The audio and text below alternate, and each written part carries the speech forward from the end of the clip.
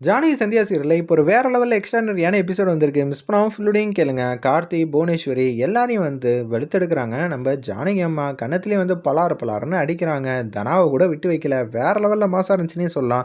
வீசியே வந்து சுத்தமா போ மாட்டேது. பார்க்கலாம் லைக் பண்ணிட்டு பார்த்தீங்கன்னா, எனக்கு கொஞ்சம் பேச வந்து முட்டிட்டா இருக்கும். தனா, நீ எப்படி இருந்தாலும் வந்து எனக்கு தான் மனைவியா இருக்க வேண்டியது. அவன் கட்டின தாலியெல்லாம் வந்து வச்சுக்காதம்மா அப்படின்னு சொல்லி தனாவோட மனசை வந்து மாத்துறதுக்குன்னு கார்த்தி வந்து பேசிக்கிட்டு இருக்காங்க.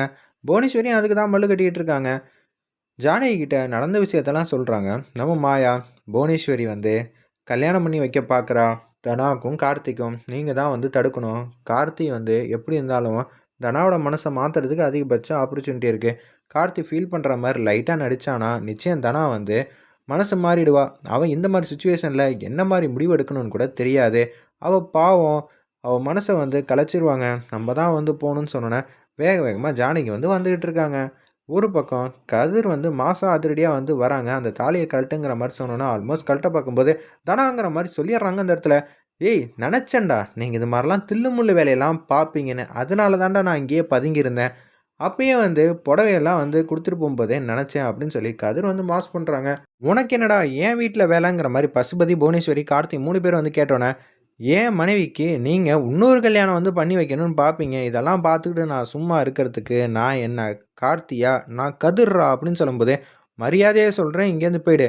தனா வா தனா நம்ம இங்கேருந்து போயிரலாம். இது உனக்கு புரியுதா இல்லையா? அத்தைக்கும், மாமாக்கும் பிரச்சனை பண்ணிறாத. ரகுராம் ஏற்கனவே இப்படி இருக்காப்புல. இப்ப நீ கல்யாண கோலத்துல வந்து போய் நின்னேன்னு வச்சுக்கயேன், அவங்க மனசுக்கு இன்னமும் வந்து சங்கடமா இருக்காதா? தயவு செஞ்சு புரிஞ்சுக்க. இவங்க எல்லாரையும் வந்து நம்பாத அப்படின்னு சொல்லும்போது, இவங்க தான்டா நல்லவங்க. நீ தான்டா வந்து அநியாயம் பண்ணிட்டு இருக்க அப்படின்னு சொல்லி தப்பா புரிஞ்சுக்கிட்டு தனா வந்து கதிர வந்து திட்டுறாங்க. டேய் அவ தான் சொல்லிட்டால்ல மரியாதையா இங்கேருந்து போன்னு. கார்த்தி வந்து கதிர் பக்கத்துல வந்து நிக்கிறாங்க. இதை கேட்டோன்னே வந்து செமையா வந்து கடுப்பாயிட்டாரு. நம்ம கதிரு கன்னத்திலேயே பலார் பலார்ன்னு அடிக்கிறாங்க. உடனே வந்து பசுபதி வந்து கதிர வந்து பிடிச்சிடுறாங்க. கார்த்தி வந்து கதிரை வந்து டிஷும் டிஷும் பண்ணுறாங்க. ஒரு ரூம்குள்ளே வந்து அடைச்சிடுறாங்க. தனா அவங்க பேச்சை வந்து கேட்காதங்கிற மாதிரி கதிர் வந்து எத்தனையோ வாட்டி சொல்கிறாங்க. இருப்பினும் வந்து தனா வந்து கேட்குற மாதிரியே தெரில. அந்த நேரம்னு பார்த்து ரிஜிஸ்டர் வந்து வந்துடுறாங்க. கல்யாணம் பண்ணுறீங்களா? ஏன் வீட்டில் வச்சு பண்ணுறீங்க? ஆஃபீஸில் கூப்பிட்டு கல்யாணம் பண்ணியிருக்கலாமே அப்படின்னு சொல்லி கேட்கும்போது, அதெல்லாம் ஒன்றும் இல்லைங்க.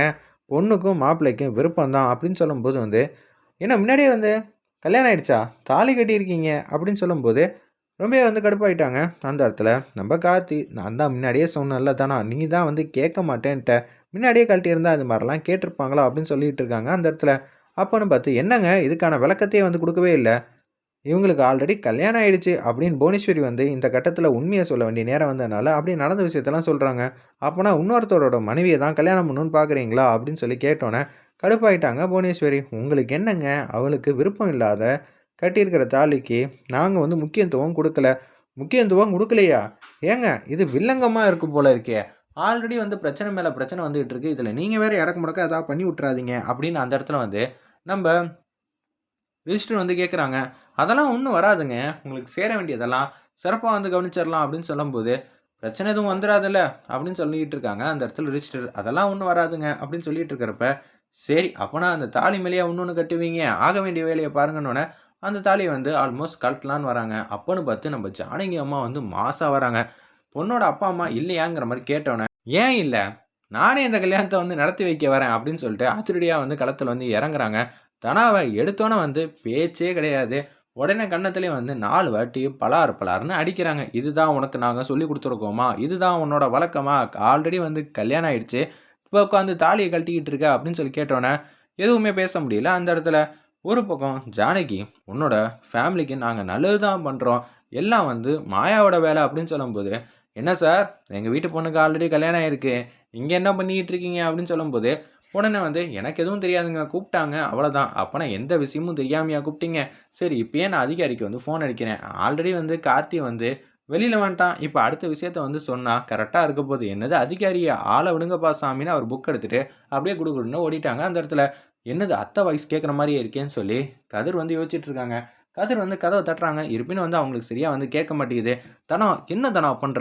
இப்படியா நீ பண்ணுவேன்னு?" சொல்லி மாயா வந்து கேட்டோனே, "நீ பேசாத" அப்படின்னு சொல்லி புவனேஸ்வரி வந்து மாயா தானே இதுக்கு எல்லாத்துக்கும் காரணங்கிற மாரி தனா முன்னாடியே வந்து பேசுறாங்க. ஏன்னா ஜானகிக்கு எல்லா விஷயமும் தெரியாதுன்னு நெனச்சுட்டு, அவங்க வந்து "தனா, உன் வாழ்க்கைக்கு நான் நல்லது தான் செய்றேன். ஜானகி தான் தப்பா புரிஞ்சுகிட்டு இருக்கா. இந்த விஷயத்த வந்து விட்டுரு ஜானகி, நான் பார்த்துக்கிறேன் அப்படின்னு சொல்லும்போது, எது நல்லது? அம்மா, நான் இங்க திடீர்னு வந்து வந்தேம்மா. இவங்க கூப்பிட்டாங்கன்னு சொல்லி தாம்மா வந்தேன். ஆனா, இவங்க இதுக்காக தான் கூப்பிட்டாங்கன்னு எனக்கு தெரியவே இல்ல. கடைசி நேரத்தில கல்யாணம் அப்படி இப்படின்ட்டாங்க. எனக்கு எந்த மாரி முடிவு எடுக்கணும்னு எனக்கு சுத்தமா தெரியவே இல்ல. அதனால தாம்மா நான் இப்படியெல்லாம் வந்து யோசிச்சுட்டு இருந்தேன். எனக்கு தெரியாதும்மா. எதுவும் தெரியாத எங்க தனாவ கூப்பிட்டு வந்து பிரச்சனை பண்ணணும்னு பார்க்குறீங்களா? அப்படின்னு சொல்லி கேட்கும்போது, புவனேஸ்வரி வந்து, நாங்க கல்யாணம் பண்ணி வச்சா என்ன தப்பா? ஆல்ரெடி பெரியவங்களால பேசி வச்ச கல்யாணம் தானே அப்படின்னு சொல்லும்போது, கரெக்ட்டா வந்து ஜானகி வந்து அவங்க முன்னாடி வந்து நிக்கிறாங்க. கன்னத்திலேயே வந்து பலார் பலார்ன்னு அடிக்கிறாங்க. "என்னடி நெனச்சுக்கிட்டு இருக்க? என் பொண்ணுக்கு கல்யாணம் பண்ணி வைக்க நீ யாரு?" அப்படின்னு சொல்லி, அதுவும் தாலி ஏறுன ஒரு பொண்ணுக்கு வந்து இப்படியெல்லாம் பண்ணுவியான்னு சொல்லி, கன்னா பின்னான்னு ஜானகி வந்து திட்டிட்டு இருக்காங்க. "தனா, அவ்வளதான் சொல்லிட்டேன்" அப்படின்னு சொல்லும்போது, கதிர் வந்து கதவ வந்து தட்டுறாங்க. உடனே மாயா வந்து கதவ வந்து தொறந்து விட்டுறாங்க அந்த இடத்துல. "நான் வந்து தடுக்கிறதுக்காக வந்தேன். தனா என் பேச்ச வந்து கேட்கவே இல்ல" அப்படின்னு சொல்லிட்டு இருக்காங்க அந்த இடத்துல. நம்ப கதிரு. கதிரு, தனா 2 பேரும் வெளியில போய் ஜோடியா நில்லுங்கன்னோனே, அப்படியே 2 பேரும் வந்து வெளியில வந்து போய் நிக்கிறாங்க. புவனேஸ்வரி, என்ன நெனச்சிட்டு இருக்க? நீ யாரு? எப்பேர்ப்பட்டவ? உன்னோட வண்டவாளம் எல்லாம் என்ன ஏதுன்னு மாயா வந்து சொல்லிட்டா. மாயா சொல்ற விஷயத்தெல்லாம் வந்து நம்பாத அப்படின்னு புவனேஸ்வரி வந்து பேசுறாங்க. ஒரு பக்கம் உச்சக்கட்ட கோவத்துல இருக்காங்க ஜானகி. நான் வந்து சும்மா வந்து உங்கள விடுவேன்னு நெனச்சீங்களாடா? என்னடா நெனச்சுக்கிட்டு இருக்கீங்க? அப்படின்னு சொல்லி கன்னா பின்னான்னு வந்து நம்ம ஜானகி வந்து திட்டுறாங்க புவனேஸ்வரிய. நீ 20 வருஷம் வந்து இதே எண்ணத்துல தான் இருக்கேன்னு எனக்கு தெரியாம போயிடுச்சு. சத்தியமா வந்து திருந்தவே இல்லல்ல. நானும் எனக்கு கல்யாணம் ஆனப்ப கோயிலுக்கு வந்து விளக்கு போடலான்னு வந்தப்ப, என்ன சும்மா விடமாட்டேன்னே. சரி இவளுக்கு கல்யாணம் ஆகல. இவளோட வாழ்க்கைய வந்து நம்ப எடுத்துக்கிற மாரி போச்சு. அதுவும் விதி தான் காரணம்னு சரி இவ புரிஞ்சுக்காம இருக்கா. ஆதங்கத்தில பேசுறான்னு சொல்லி விட்டேன்.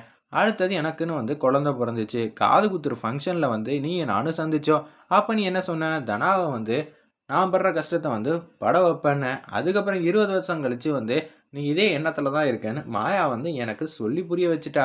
இன்னொரு வாட்டி ஏதாவது பேசுனேன்னு வச்சுக்கயேன், அப்புறம் அவ்வளோதாங்கிற மாரி சொல்றப்ப, கார்த்தி வந்து வாலண்டரியா வந்து அவங்க முன்னாடி வந்து நிக்கிறாங்க.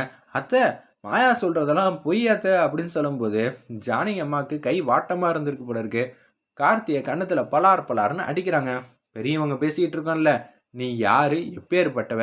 மீனாட்சி யாரு? இப்ப மீனாட்சி எங்க இருக்கா? அதுக்கு முன்னாடி வித்யா யாரு?" அப்படி இப்படின்னு பெரிய ஒரு லிஸ்ட்டே வந்து ஜானகி அம்மா சொல்றாங்க. மரியாதையா அங்கேயே நிக்கிறது தான் உனக்கு நல்லது.